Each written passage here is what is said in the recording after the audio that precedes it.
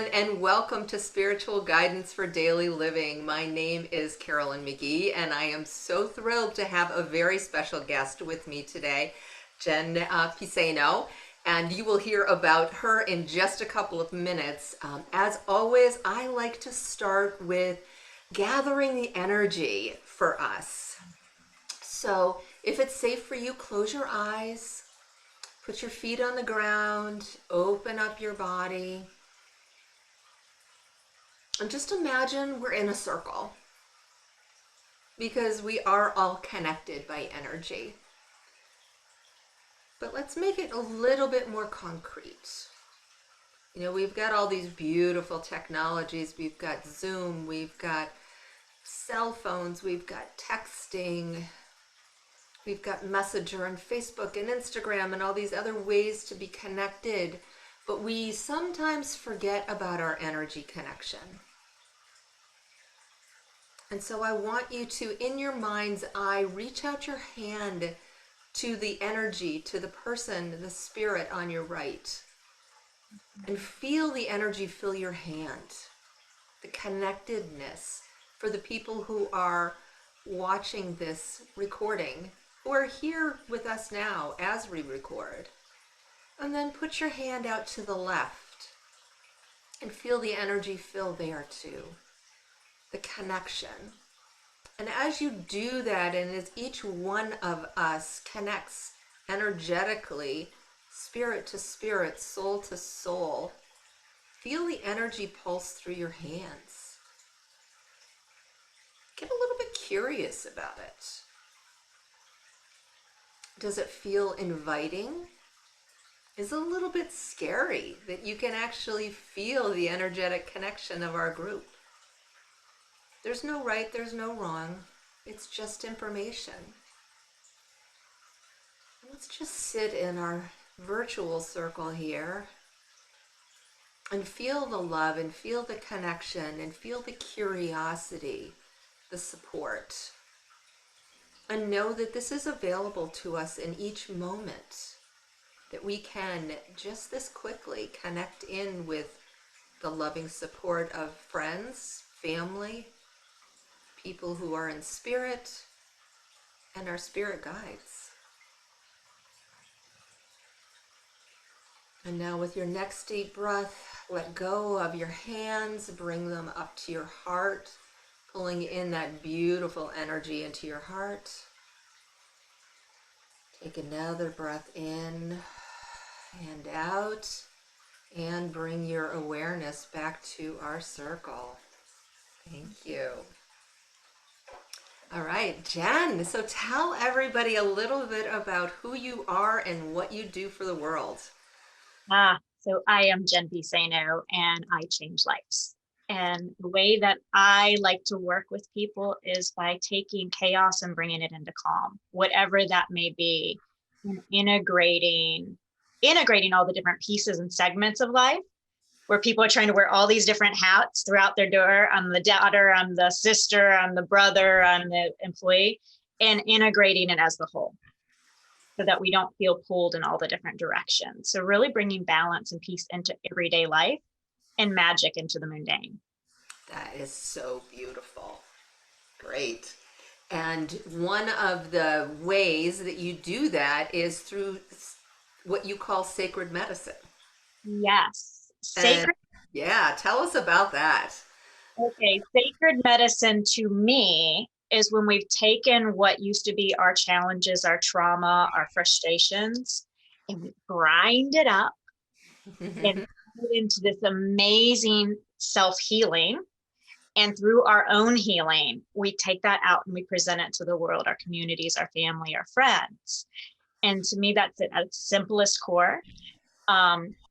You'll be writing for Sacred Medicine, so I'm really excited about that. That book will be coming out soon. But everybody has their own version of medicine because we are as unique as our fingerprints. And so are our challenges and hardships that we have pulled ourselves up by the bootstraps. We kept on going, but sometimes there's some stuff there that still needs to be healed.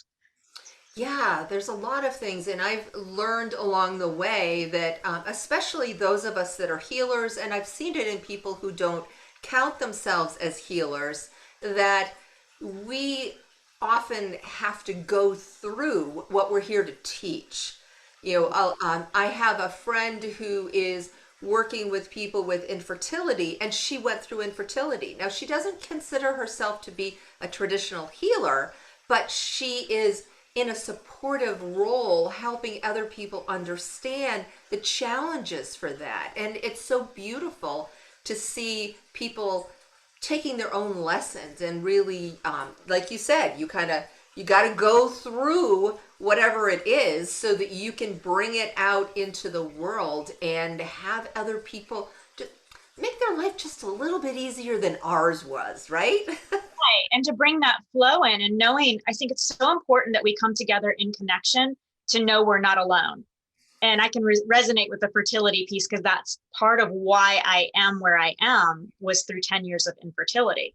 And you feel broken and you feel alone, and it's stuff that you don't talk about in everyday conversation. But soon as I opened that conversation up, I realized how many other women have suffered miscarriage, how many other women were struggling to get pregnant. And it's not as easy as we think it's supposed to be, right? We think it just, you try and it happens.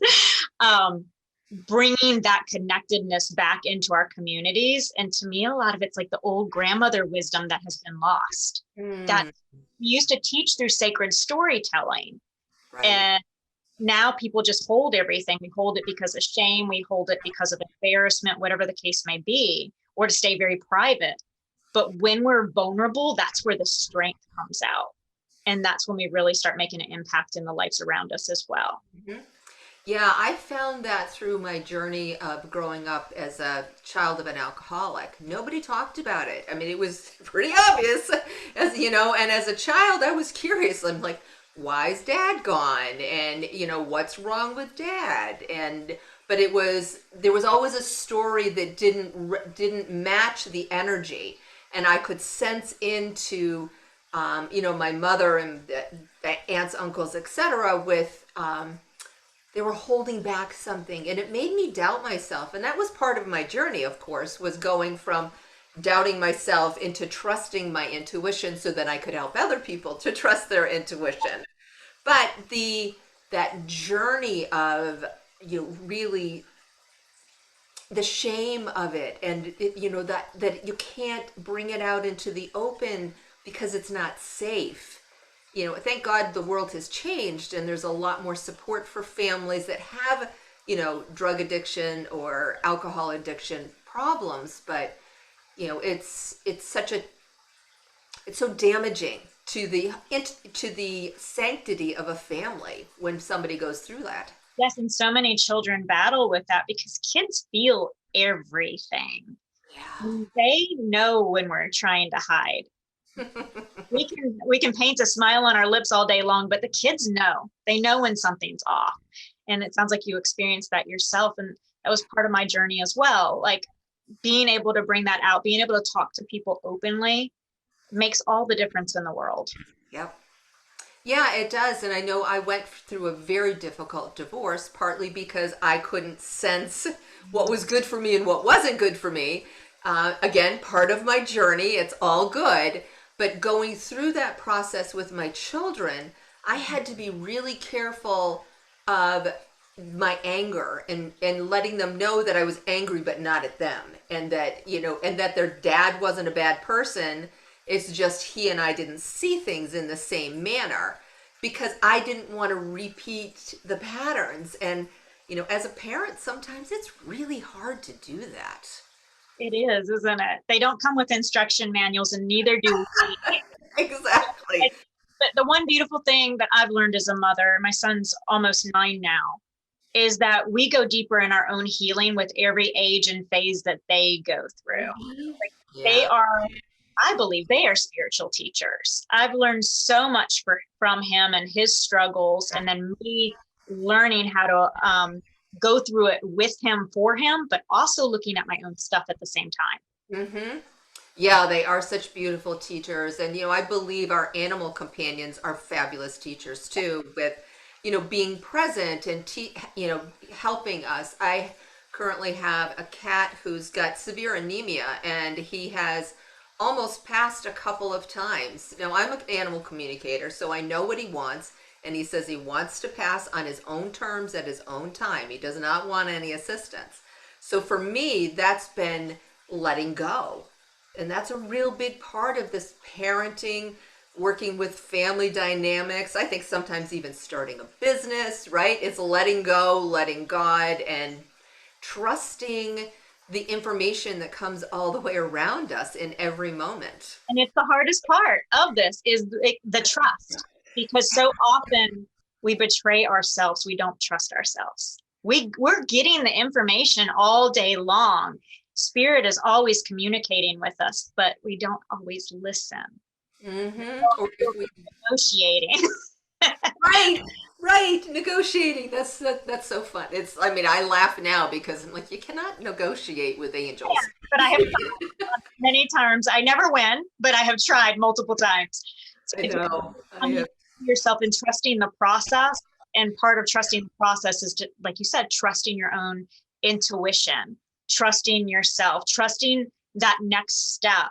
And for me, the easiest part of that is just taking that information one step at a time instead of having to have it all figured out, which really does release the stress from your shoulders. Just what's my next best step? And then what's the next step after that? And that is so much easier. It puts you in a state of flow instead of having to have the next 5 years planned out. Yeah, and it's great to have like a vision of where you want to go, as long as you're not so locked into that vision that you can't follow that next right step, or trust that maybe it looks like you're taking a left turn, but it's actually a shortcut. That's right. And the reason I say that, the next step, yes, I always have my bigger vision. But what I've learned through my own journey is sometimes my bigger vision was actually limiting myself. So there's a bigger vision in store for me if I would just listen.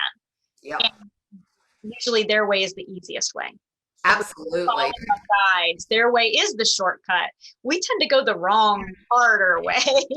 Oh yeah, absolutely agree with you on that. Now, when you and I were chatting previously, you talked about ceremony as a way to solidify or help or become more present. You know, one of the things that I've noticed for me is I can get a lot in my head. You know, I'm highly logical and analytical. I've got an engineering management degree. I've spent years in corporate, and I can get kind of locked into figuring it out versus that allowing it. And then sometimes I can get into the, you know, the spirit tells me, but I can't process it because I'm not fully embodied. So, you know, tell the people about some of your tips for, you know, anchoring yourself in kind of easy and within your normal day versus, you know, you need to take out an hour of time. Right. So this is a lifestyle for me. So being my spiritual self and also being a mom with a business and a husband, I started developing ways that were almost like survival skills. And then it really opened me up and expanded me in all levels of my life and helped me integrate spirit into everyday moments. So what I do is I anchor intentions to everyday mundane tasks, things I am not going to skip. You're not going to see me without my red lipstick. I'm not going to miss a cup of coffee. I'm going to brush my teeth, take a shower, all of these things that we do every single day. Those are the things that I'm really making intentional. So if I'm going to drink something, I'm going to drink in what I want for myself and what I want for my life. I might be drinking in courage that day, or to speak my truth with confidence, or whatever that may be. And then every sip now becomes a sacred sip. Instead of me rubbing my eyes, going to the coffee like a head on a stick and just going through the motions, I'm making things very deliberate. And those things all anchor, getting me closer to whatever that bigger vision is. Now, do you set that intention each morning? So like with the first sip of your coffee, today's version of my coffee is... Yeah, sometimes it's the same thing multiple days in a row, and sometimes it's not. You have to be able to pivot. So I think so much of our spiritual journey that we need to drop out of our humanness and into our spiritual divine selves is to not be so rigid, to be able to be flexible. And that is where you go into the head space. And we all do that. We're human. We go up into this heady, brainy space. But if we can drop that down into heart and into our energetic center, then I think we become more in the mode of ease, flow, and grace, because that is our divine self. When we go up here, we make things a little bit harder. That's where we talk self-sabotaging, right? I'm not good enough. I'm not worthy. I'm not lovable. All of those things trigger up here. Those things will never trigger from our heart space or our divine essence, our truth. So yes, I'm constantly pivoting. Sometimes it's about motherhood when I'm fixing it. Please give me patience today. Other times, it may be about my relationship, about something in my marriage, something for finances, something I'm manifesting. But I'm anchoring those energies in my everyday moments, which makes life everyday ceremony. So I'm busy. I don't have time to sit and meditate for an hour or 2 hours. And that's not my style. My head would go up into headspace. So I'm doing it all day long. If I'm washing dishes, I'm washing away the stress of my day. If I'm mopping my floors, I'm cleansing and clearing my energy, right? I play with it. I make it playful and fun, and that makes life a little bit more exciting. Yeah, that's awesome. I know one of the ways that I learned how to meditate, because as I mentioned, I've got a very, very busy brain, was when I was out walking dogs. I own a dog walking company, and I found as I was doing this repeat activity in a safe neighborhood with, the environment that I was comfortable with, I could connect in and receive the information that my brain had been blocking in the past because it was too busy trying to figure it all out. Mm-hmm. Yeah, and it was so fun and so easy. And I loved my job anyway, but to add in that spiritual aspect of it just made it so much richer.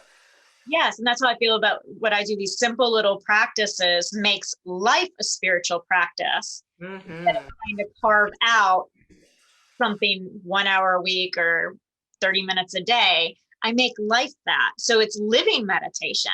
I'm always connecting and trying to stay true to myself, my wants, my needs, my desires, my intentions. Yeah. And that's so powerful because, I think a lot of us have grown up with rules and regulations, and, there's society's rules, there's family norms that you are supposed to follow to fit in. And then, there's of course religion, there's school, there's the laws of the land, there's all of these rules that you can really feel oppressive. And for me, in case this helps somebody else, when I was learning to meditate, I was taught a set of rules. Yeah. And I'm like, it's one more thing that I have process that I have to follow. And it was hard for me. It didn't work. I couldn't sit in the chair in the same corner, with the same candle lit, at the same time every day. I rebelled against it. It was really, really hard for me. You and me are cut from the same cloth, because when I was first taught, I thought, I can't do this. My head would not stay for even 20 seconds into space. So I thought I couldn't do it, or I wasn't good at it, right? So to your listeners, what I would say is be a sacred rebel. Find your own way. Do what works for you. Learn from teachers. Teachers will show up in the right moment. But that doesn't mean that you need to stick with it in the order they teach it. You take what you want, take what works for you, and leave the rest. And you might revisit it later, and that's okay. But you have to do what works for you. Otherwise, it's not going to get done anyways. If Absolutely. It's too difficult, then you're going to push it aside, right? Yeah. Yeah. And for me, everything opened up when I found that, oh my gosh, I am meditating. And I was getting all of these downloads. And I was, as a child, I had always seen images in the clouds. And, I was starting to work with angelic energy, and I was seeing angels in the clouds. I'm like, this is working. It's awesome. And it was so fabulous. And then it gave me the confidence to be able to meditate in other ways and recognize the energy for what it was. It was that spiritual connection. It was just so beautiful. Because when you take your head out of it has to be this way, that didn't work for you, then it does flow. We're not separate from source. We are connected to it all at all times. I think when we really connect into ourself, when we embody ourself, we can also feel into our divine essence in a different way. So we're plugged in all the time. We just need to get to the space to be able to listen.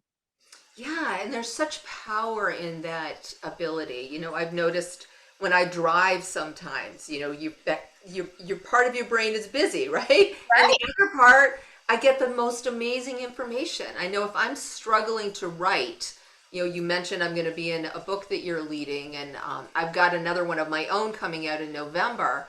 And when I struggle to write, I will get in the car and drive because it clears away all of that resistance that I have. It's so powerful. And everybody has their own ways. Like I have friends that all of their downloads and information comes to them when they're in a shower. Some it's at 3 o'clock in the morning, wakes them up because they're quiet enough to actually listen. Everybody's different. And the more you practice connecting, I know this has been true for me. It sounds like it's true for you. The more you practice, the more it just happens all the time. It's not a turn off, turn on. It's just, it's a part of the way you life. It is living an everyday ceremony and living in an everyday meditation. Instead of feeling so busy, busy, busy, busy all the time, we can actually tap in and get that inner peace flowing through us at any moment. At any moment, yeah. And there's such a power with that. One of the biggest challenges I had was getting that center because I could receive the information, but I didn't trust it like you talked about before. So therefore, I didn't act on it because I was like that rabbit frozen in. Okay, I know what I'm supposed to be doing, but I don't want to do it. And you know, there's so many missed opportunities when we're in that energy. So do you have a tip for the listeners on how to integrate that and trust it that it's the truth? Integrate it and trust it. You have to move through it and just practice it. I mean, honestly, you just do. It's just like when you're learning anything, when you're learning to cook, you have to trust that the recipe is right before you begin cooking, right? You have to trust that anything that comes to you, when it comes in, to me, it's almost like learning another language in some ways. You're getting the information and it may come to you in different ways. It may come through sound or pictures or feelings or sensations. So you're learning this beautiful love language from the divine.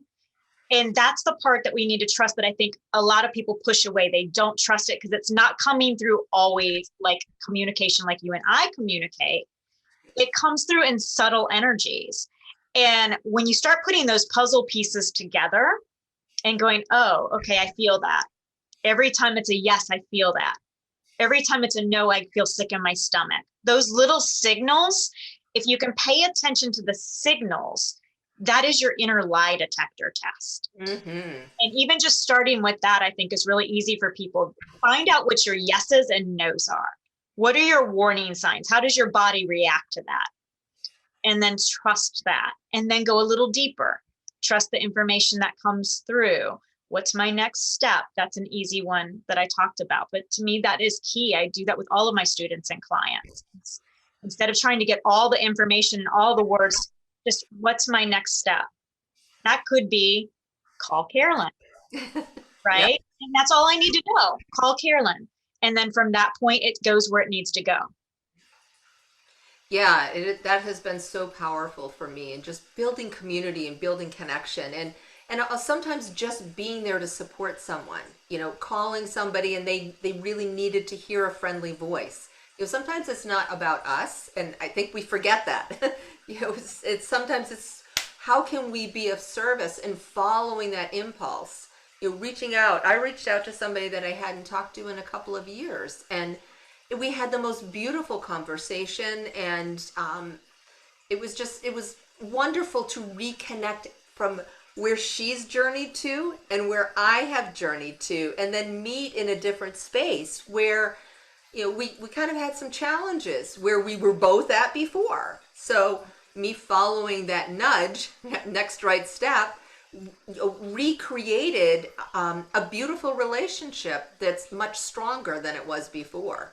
I love that. And it is all about relationship, whether it's relationship with self, relationships within your household, or relationships out, like you said, reconnecting with an old friend. But it's all relationship. And as you connect with somebody, you're reconnecting to pieces of yourself that need to be connected to as well. So I think, in my opinion, it's always a both and situation. So even when we're serving, we're also growing, stretching, and evolving ourselves as well. Like there's always an expansion. Yeah, that is great. That is great. So we are approaching the time where I get to pull a card, and I think you're going to love the deck that I was guided to use for you. Do you have any final things that you want to, a tip or something that you want to give people who are just starting out and in trusting the next right step? Yes. So I want everybody to know that you're not alone and that you're not supposed to have all the answers. None of us have all the answers. If somebody tells you they have all the answers, run. Reach out and ask questions. No question is too little or too big. Just reach out, reach out, reach out, and keep connecting with people. The more you connect with others, the more you'll connect with the divine. Beautiful, beautiful advice. Okay, so I'm not sure if you have ever worked with any of Stephen Farmer's decks.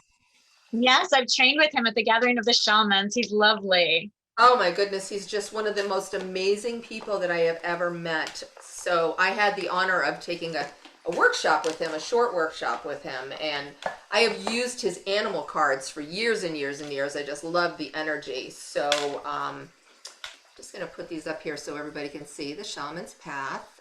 And let me pull a card for us. Okay, that one's mine. Okay, here we go. Okay, so the card is for the group is a higher self. Ah, I love it. Isn't it amazing? There's no such thing as a coincidence. I just love the way the energy all pulls together. So what I am seeing in this, and the energy that's kind of calling to me, is that there is like this energy of blue around the throat chakra for to energize us to speak. And it's an opening energy. It feels like it's flowing out, allowing us to speak our truth, to call out for those higher aspects of ourselves. And if you notice, see, everybody out there can hopefully see this too, there is a outline of energy around the person. And that's so beautiful and powerful too, because we really are never alone. We've got our soul that lives within us, and then we've got all of those energetic resonances, all those other bodies, our emotional body, our physical body, spiritual body, moral body that lives around us, that can allow us to connect at so many different levels. So perfect card for Absolutely. today. Yeah, so keep connecting up and send that energy out. So it's up, in, out. That makes a beautiful cross. It does make a beautiful cross, yeah. And with part of my journey with becoming more into ceremony and nature is connecting into Mother Earth and Father Sky, and that pillar of light that really anchors us through our own chakra line and center, and that just is so profound and beautiful, and I think encouraging for the world to remember that we are always centered, we are always here, and all we need to do is remember that. That's right. Good. Great. Well, Jen, thank you so much for being here. It's been lovely having this conversation with you. And I want to invite all of our listeners here to join us in the Facebook group, Spiritual Guidance for Daily Living. All of the past shows are there. This show will get posted there also. And invite friends to join us. We're a small, intimate little group right now, but the more the merrier. So join us in there. And if you have a question for Jen, post it on the video in the group, and I know that she'll get back to you. And so will I. Absolutely. All right. Well, it has been so wonderful to be here with you all, and we will see you soon. Bye. Bye now.